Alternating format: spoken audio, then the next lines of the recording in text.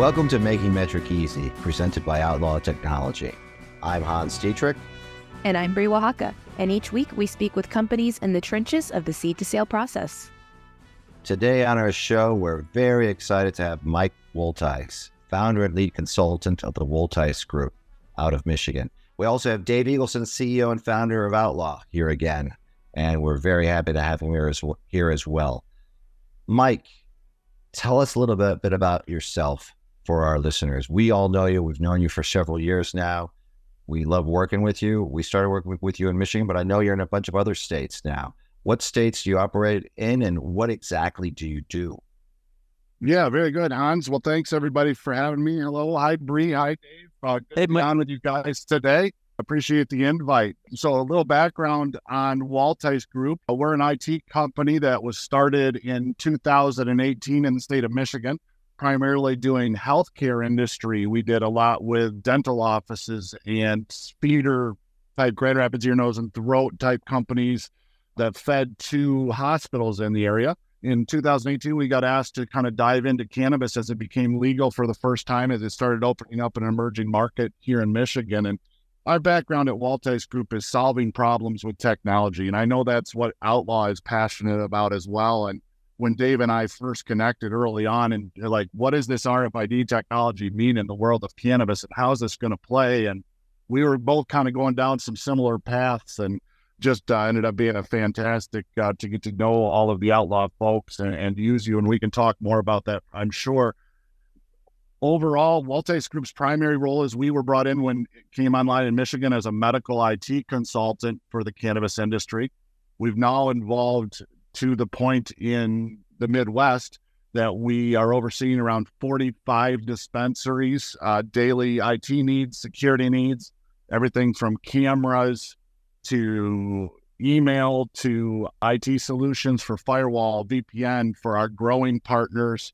We are dealing with automation services, and we also started in 2019 a scale division, which is another wonderful reason we love Outlaw. We sell certified scales throughout the United States, actually. My dad joined my team in 2019 after 50 years with Metrc Toledo. So, Hans, it's great to be with you. I hope that answered the beginning of that question for you.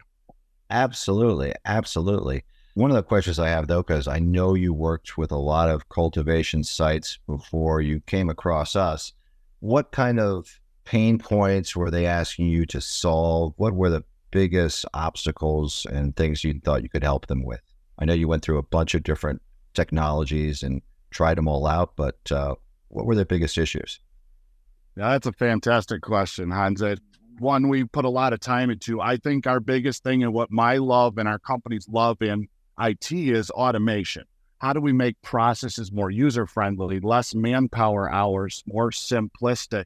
How do we cut down on human error? And when we first walked into growing environments in Michigan, we found everything being done with clipboards and pen, and it's scales that were out of tolerance, out of compliance, not being regulated. And we had to come up with something to make the solution better.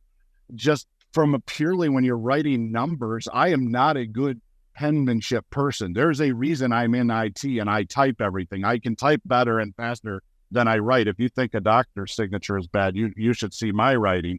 And so when we were seeing these levels of errors in these facilities, we said, there's gotta be a better solution. And we went down a few roads. We did some things with OHAS, with our scale division, where we could print the information from the scale into an Excel document, into a Word document, but you were still then manually transposing that data and importing it manually into Metrc. It still didn't have a good flow. We tried a few of the other competitors to Outlaw out there over time as they were developing their APIs and developing their platforms. We even helped initially with some barcode scanner development, tried some things on our own. At the end of the day, it was all about getting correct data, in my opinion, into the back end of Metrc without all this human error, and doing it without hindering the speed of production. When you harvest, and I talk to a lot of cultivators that are in harvesting, we just installed a new OHA scale for a customer, and they called and they said, well, we're going to harvest tomorrow. We forgot. We need a scale. We need an integrated metric. And we're like, Outlaw is the only way to go. We're going to get ready with them. And the reason I say that is it just took all those pain points away overnight by allowing us to seamlessly push into Metrc through the Outlink console that Outlaw provides, through just the use of either RFID or barcode technology. And we use both depending on the environment. Some of them work really well in RFID, the way they do their tagging. And if they don't want to use the RFID, Outlaw gives us the flexibility to also stick with barcode, which we have found to just really cut down on error overall and simplify harvesting. And we also, Hans, we provide the Outlink console to the ownership group. Typically, one of the ways we've found to really excel in cannabis is being involved in that higher executive level, the ownership level. We're involved every day with the rank and file teammates and everybody doing the front lines. But it also is really important that I've found that the money guys want to know what's happening out there. They may want to see one harvest, but they don't want to watch a harvest every day. And so what we do is we put the Outlink console out there on a big screen TV typically. We typically will kind of make a cheering section, if you will, in a greenhouse. And these are the people that are going to watch it. And, when we hit certain metrics, we'll buy free pizza lunches. And you try to make it fun. Use the automation to make that very monotonous job more reasonable, more entertaining, more exciting to be on a day-to-day basis. We have a couple of grow customers that use Outlaw on a daily basis for harvesting, and they challenge each other across rooms. And the scoreboard becomes the Outlink console, and we put it up on 250-inch screen TVs, and the two rooms are challenging each other for speed of harvest, quality of harvest, total output, all these things, and they build employee metrics around it. So Mike, I know it's Mike, a long answer, but it's no, Mike, that's awesome. Listen, I'll tell you what, you got to get us some videos of them doing that. I would love to see these teams going at it, see who's harvesting faster with the systems. That would be so cool to see. Well, and it's a nice thing. I mean, we put in multiple scales. So one of the things that's really nice about that design as well, and you don't think about this, I do as the consultant, is we have redundancy built in then. We have 2 scale setups at all time. Not that Outlaw has any major problems with downtime. We've found the uptime to be one of the biggest pluses of the Outlaw system, is that we don't have downtime. The worst case, we have to reboot a tablet or potentially restart a scale.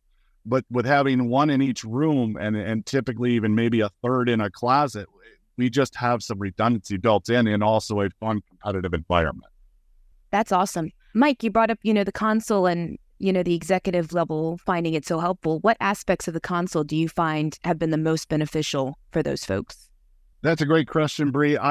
So overall, the graphing, just the visibility of how a harvest is proceeding throughout a day, there's an expectation. Most of the people, at least here that I work with in Michigan now, all of the growers, the cultivators, they have some experiences under their belt now. When we first started, we didn't have any expectations of daily output or by room output or any of that information. Now we're starting to be able to build metrics and these graphs in the Outlink console that's giving us strain collection data and harvesting quantity and deep diving that ability. That's not something you find in Metrc just by using Metrc. You have to really work to get that data out of Metrc through manual exports and manual automations in Microsoft Office 365 or different ways to just graph that display. What I've found so useful for most of our clients in the Outlink console is the pure visibility of their harvesting data as a day progresses, and the ability to drive in and see how many plants have we harvested, how many pounds have we taken of X, Y, and Z, and get that on a real-time basis throughout the harvesting day. Yeah, and, kind of humble brag from Outlaw here. One thing that we've also done with our system is, we've combined everyone's license on one singular view, which, anyone who's familiar with Metrc knows that, if you've got 12 licenses in your facility, you're navigating 12 different tabs in Metrc, whereas, in our system, we've tried to give that snapshot available to the people who need it. I think that's a great point, Bree, and I don't think you want to miss the point that when you guys are harvesting, that you're doing real-time validation of the proper license, of the proper strain, of the proper metric tag. I mean, prior to our automations with Outlaw and our grows, we were seeing plants getting harvested into the wrong strain, under the wrong group, and it was just constant chaos. We're trying to track down plants and tags and where'd that go, and I think it's really important to realize Outlaw is doing real-time validation. When we were watching the console, it pops up, this seems out of place. Outlaw's almost AI for us a bit in saying it's predictive almost, like you are wrong. That shouldn't be harvested. We do not expect to see that tag in this batch. That is hugely important for quality control, in my opinion. Yeah, and I was going to say, I'll jump in. So let me put a plug in for Wolteis, since Mike's been carrying the Outlaw and the value of us. Look, when Mike and I got connected up way back when, Mike reached out to me with a customer he had in Michigan, and we, it's kind of like, hey, can you do what you say you can do?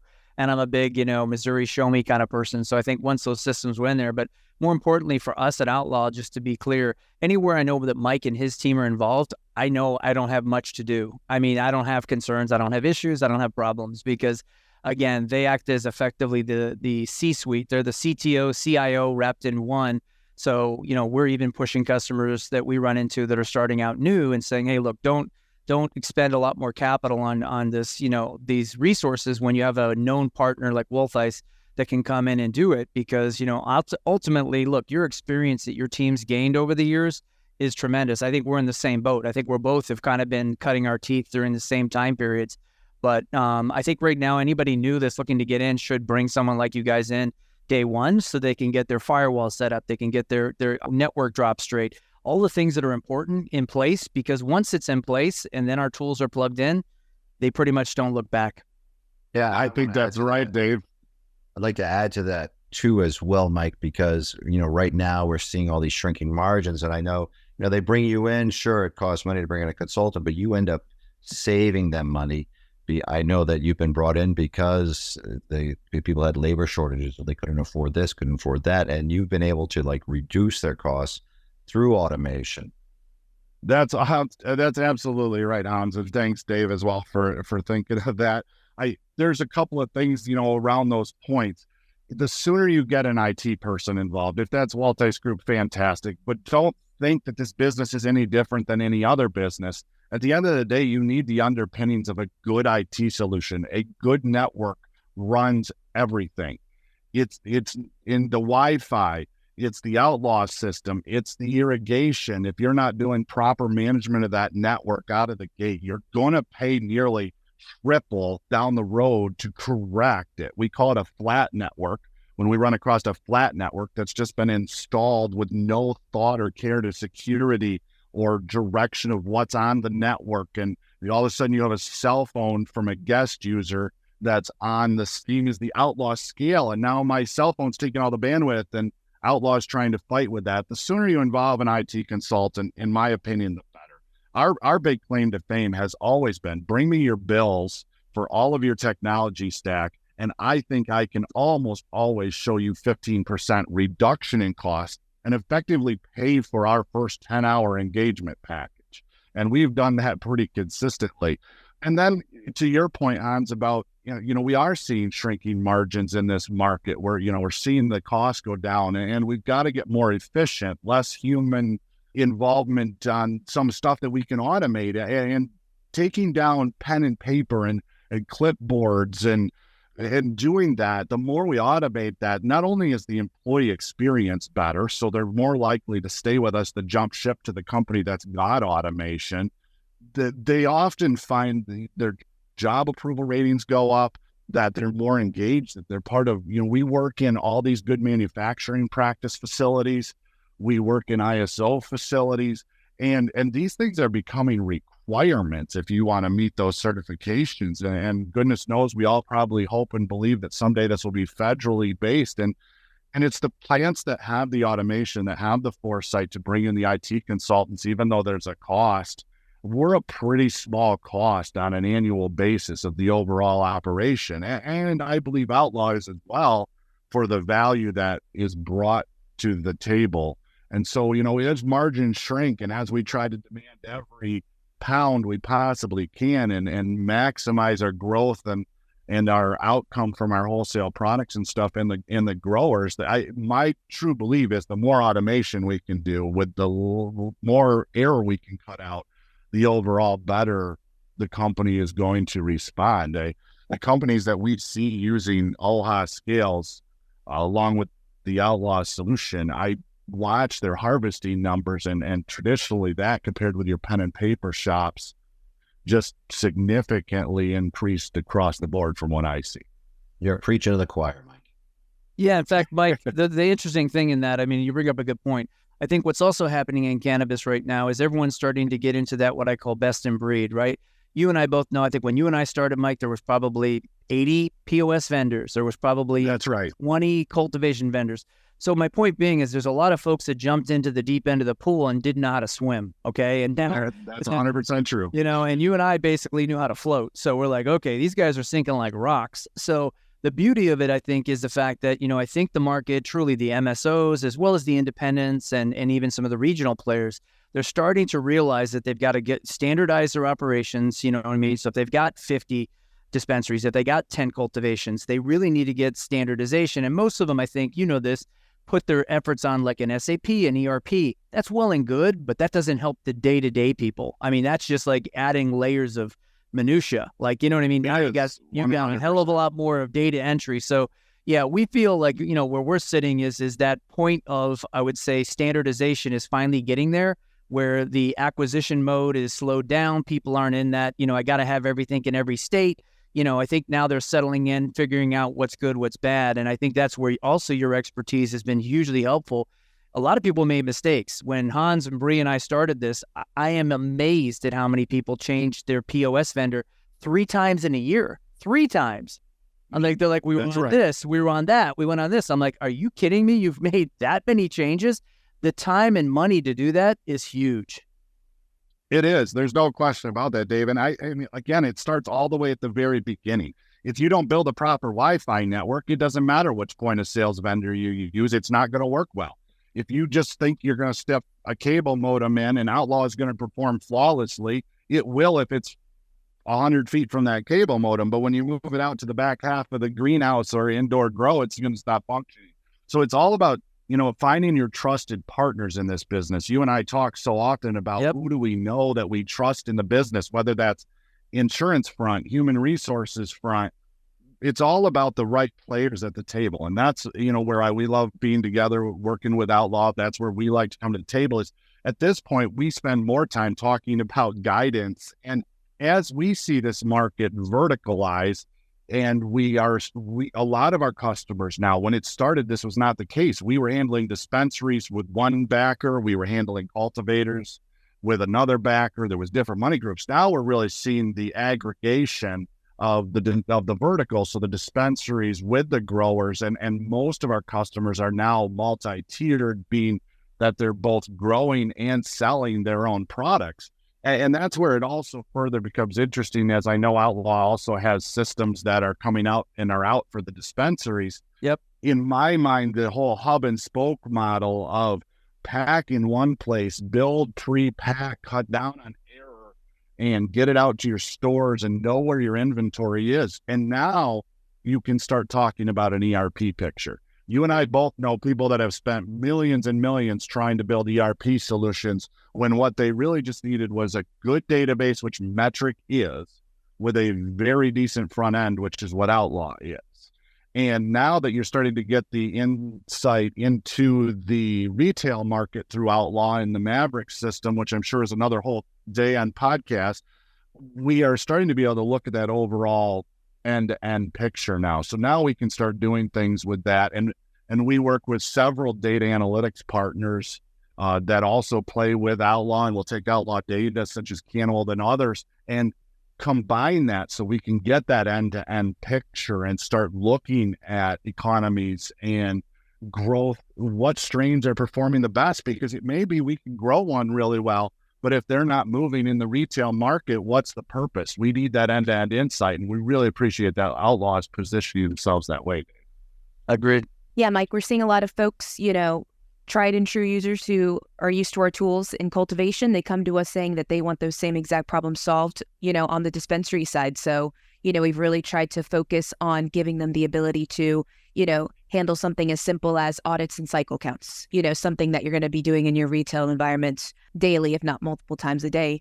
And, giving them the tool on the same hardware, allowing them to automate those counts, make them more efficient, and then again, give them those tools to compare it to their point of sale systems as well as Metrc. And again, help automate that comparison of those systems of record that they're required to maintain. So, and that's what Maverick And I think that's great. Yep. That's right.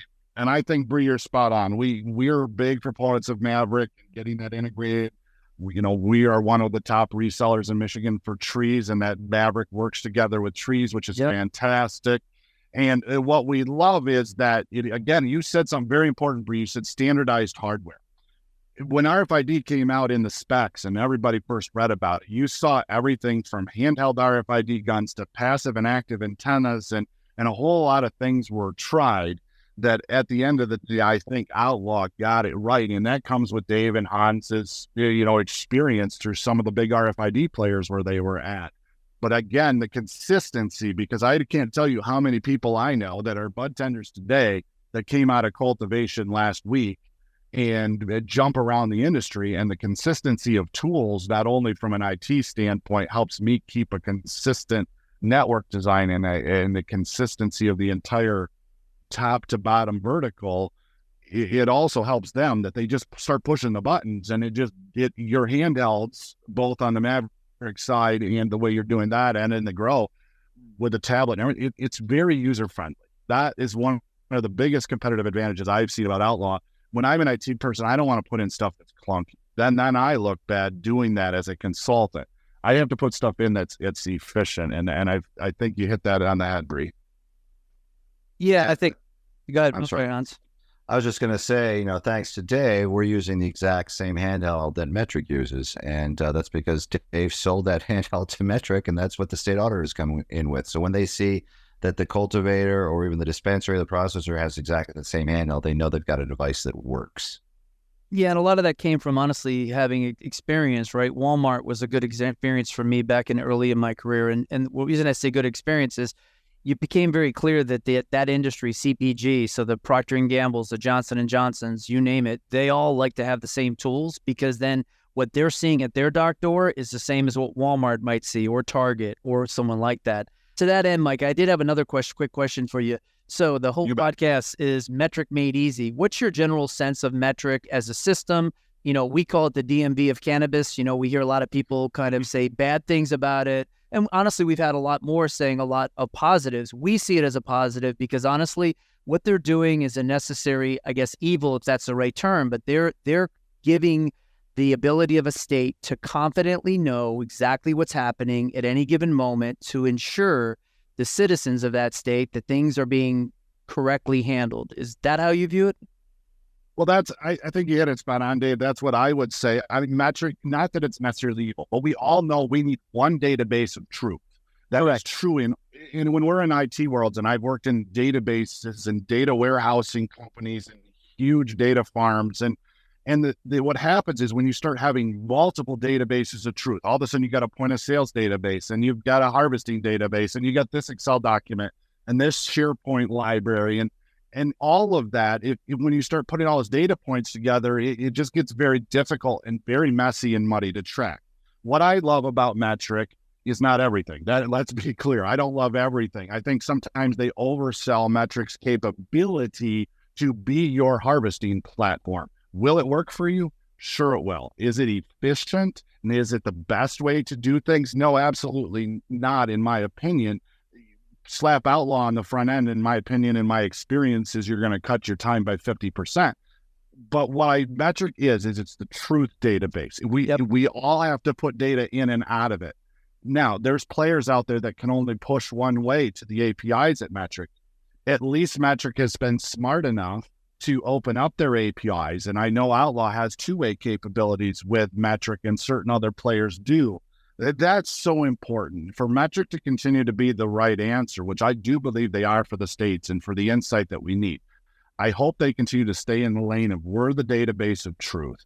And we're going to push out our APIs to our trusted partners such as Outlaw and let them write better front ends. Because at the end of the day, in my history in IT, the people writing and maintaining databases should stick to the writing and maintaining databases, and the servers and the growth of those servers that needs to happen, and keep them optimized, keep them running, keep them maintained, and let the free markets figure out the front ends, the APIs, the interactions, just be that source of truth. And from that standpoint, I have found Metrc to have good uptime.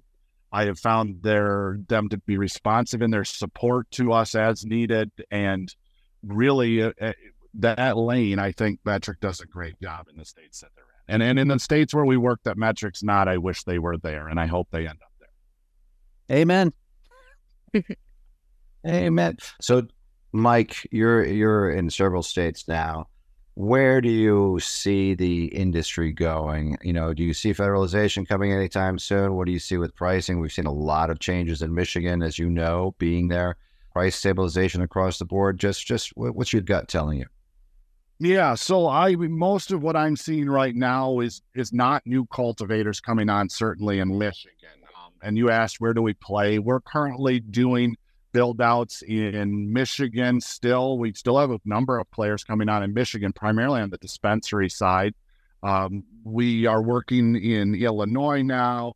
We're working in Ohio. We're working in Jersey. And we really a lot of what we're seeing is our players that we got in early in Michigan are now getting groups and taking their money and funding things in the new and emerging states, as I would call them. We're working and looking and following Missouri closely. We're started with a couple customers in Missouri. So we're kind of chasing the emerging Midwest markets right now as we see money start to now filter a bit out of Michigan, and we are starting to see consolidation in Michigan. No question about that. I brokered a deal for a group last week that basically builds dispensaries, and I knew somebody else that was looking to add to their dispensary collection, and I connected the two, and good for us because we were already building the IT, and in 24 hours they inked a deal and took a number of dispensaries from that were just finalizing their build with licenses and stuck them under their brand name.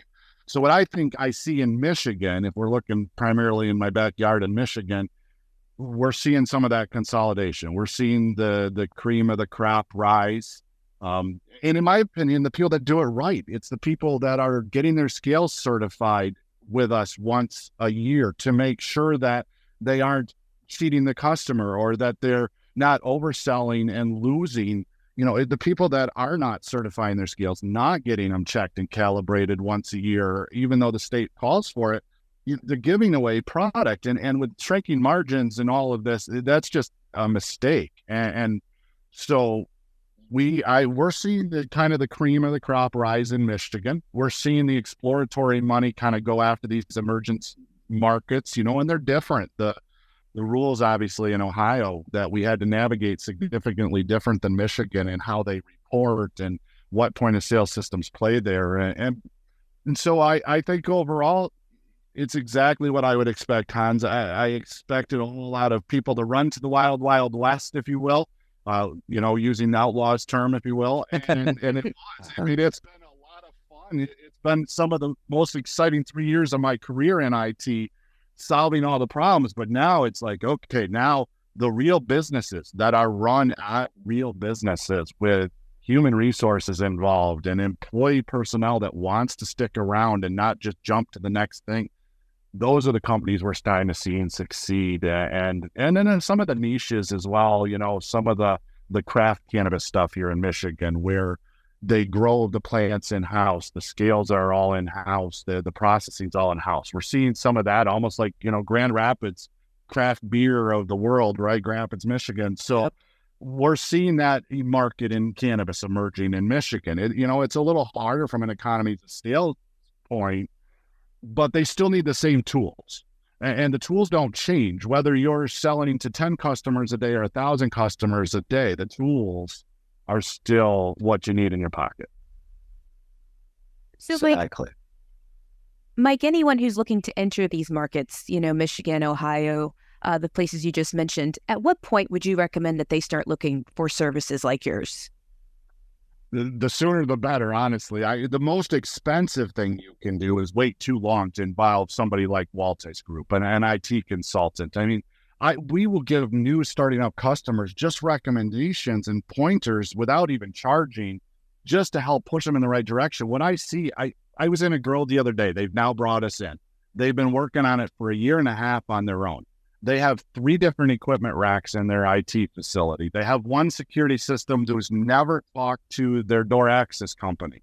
And then they've never talked to the Wi-Fi company. And they've now, the sooner you involve somebody to integrate the systems, because as Outlaw has found out, if you have a crappy Wi-Fi network, then you can do Ethernet drops and find ways to navigate it after the fact.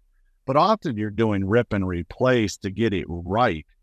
And the cost of doing business that way, I've gone over the numbers with this company because they're building 3 grows in Michigan right now. Thankfully, we got into this one before they got licensed, before it got fully open. We resolved the problems prior to plants coming in. And now we're on the head of their next 2, but they've involved us at a point where we're reading construction documents. My company will look at your construction plans and say, hey, did you think about where the IT closet needs more room than this? You don't just need what the state says. You should think about X, Y, and Z for your long-term success. We've done enough of that at this point that very often we help craft the construction documents. We did one greenhouse here in Michigan where I walked the property with our vendors, our low voltage vendors, about 65 times before they ever put a backhoe in the ground. What we were doing is painting off all the conduits. All the conduit had to be 6 foot underground. Every tube in that building is full. It can never have another wire pulled in. We would have to break out cement slab to do it. Oof. We opened that facility without missing a single wire, which is our huge claim to fame. But we had to walk it a lot of times. And if they hadn't done that ahead of time, and all the concrete gets poured, and we see this too often, the concrete gets poured, the drywall gets put up, and you didn't involve an IT team, and now we're trying to backfish things and bring in ditch witches to get under concrete. It's just, in my opinion, bring IT along sooner than later, and bring your vendors. Start talking to Outlaw sooner in the process. Don't wait until you got plants in the building and it's time to harvest, because you guys know with your handheld, part of the handheld thing is destruction when something goes bad. Part of it is plant management. I've often talked to people about harvesting with Outlaw, but the sooner that conversation happens around Outlaw, the better. It can be to help bring in the initial plants, make sure the tags are right. Did plants get to the right room? Did we move them on the carts properly? The sooner you bring the right vendors to the table and stop, like Dave said, where you've got 5 vendors you've tried, the sooner you just bring the right players to the table, the more I see these businesses beat. Absolutely. Absolutely. I couldn't agree more. So, Mike, how do people get in touch with you and your company? Yeah, fantastic. We do have a hard name to spell, and I'll admit it, it's been my name my whole life. So we are working on a new domain. We just bought it last week. But for now, the easiest way is to look us up is Wolteis.group. It's WOLTHUIS, or Whiskey Oscar Lima Tango Hotel India Uniform Sierra .group, Wolteis.group. That'd be the easiest way. If you wanted to get in touch with me direct, I'm Wolteis at Wolteis.group. Also, you can find us on LinkedIn. We post a lot about the cannabis industry, what facilities we're opening, about vendor releases of information, updates to new point of sales, or Outlaws rolling out a new product. One of our big things that we've always done with anyone that partners with Wolteis Group on our social media and primarily on LinkedIn, although we have a Facebook following and some other stuff, but primarily look for us on LinkedIn, is that we integrate our customers. We want our customers to succeed, because then they keep us along for the ride. So you'll see us posting about new openings in Michigan, in Ohio, who our dispensary friends are, what new grows we're building, and just kind of take the customers along for the ride. So we'd love it if you stop by, check us out on LinkedIn, or feel free to email me again, Wolteis at Wolteis.group. Bree, you want to do the honors and ask the last question? Mike, our last question for every single one of our guests is, who's your favorite outlaw, be it fictional character, singer, actor, whoever? Got it. So I'm going to try this on you guys and see what you think. All right. So who knows on the call who Robert Leroy Parker is? Not jumping out at me.